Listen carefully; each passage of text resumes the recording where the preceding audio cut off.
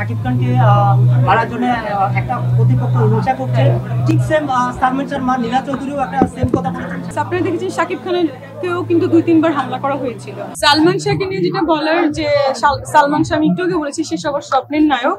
এখনো আমরা তার যে ছবি দেখি, আমি তার অনেক ছবি দেখেছি, যে গানগুলো শুনি, আমার মনে হয় আমার ছবিতে সেই গানগুলো যদি রিমেক করা যেত আমি খুব হ্যাপি হতাম।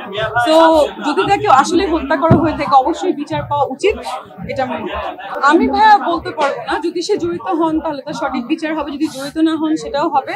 বাট আসলে আমরা কোনো কিছু কিন্তু প্রেডিক্ট করে বলতে পারি না। আর আমার আরেকটা কথা যেটা হচ্ছে যে কোনো আর্টিস্ট হয়তো বা কোনো আর্টিস্টকে মেরে ফেলবে এরকম মেন্টালিটি আসলে হয়তো বা নাই, আমি জানি না।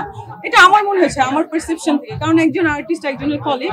সো লেটস সি এটা আমি কিভাবে জানি, এটা ইনভেস্টিগেশন অফিসই বলবো।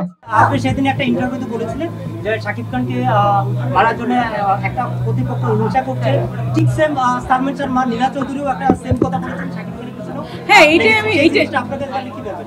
এটাই আচ্ছা, এটাই বলতে চাচ্ছিলাম। আপনারা দেখেছেন যে আর্টিস্ট হিরো হিরোইন একটু ফেমাস হয়ে যায়, লাইমলাইটে এসে যে একটা পক্ষ দেখা যায় তাদের এগেনস্টে লেগে যায়, সেরকমই সালমান শাহর সঙ্গে হয়েছিল। কারণ তার সঙ্গে যদি এখনো সে বেঁচে থাকতেন তাহলে তার সঙ্গে বিট করার মতো ক্ষমতা হয়তো বা কারোর ছিল না। সো এই জন্যই তার পিছিয়ে লেগেছে। আপনারা দেখেছেন শাকিব খানের কেউ কিন্তু 2-3 বার হামলা করা হয়েছিল। আর আমাকে হামলা করা হয়নি, কিন্তু আমার সঙ্গে অনেক কিছু করা হয়েছিল। আমি জানি না কার সঙ্গে কি আরো হয়েছিল। তো এটা হয় আসলে।